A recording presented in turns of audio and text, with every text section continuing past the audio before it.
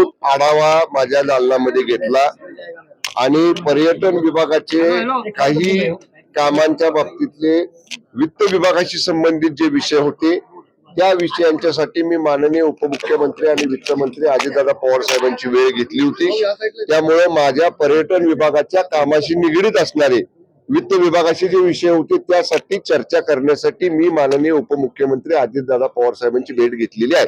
परंतु धनंजय मुंडेंचा राजीनामा जो आहे मसाजोगच्या प्रकरणामध्ये, संतोष देशमुखच्या हत्या प्रकरणामध्ये सत्ताधाऱ्यांपासून विरोधक आमदार देखील त्यांचा राजीनामा मागतात। या बाबतीत सरकारची भूमिका राज्याचे प्रमुख आणि मुख्यमंत्री माननीय फडणवीस साहेबांनी स्पष्ट केलेली आहे। या प्रकरणातली SID मार्फत CID मार्फत चौकशी सुरू आहे। चौकशीचा अहवाल प्राप्त झाल्याशिवाय याच्यावर भाष्य करणं योग्य नाही।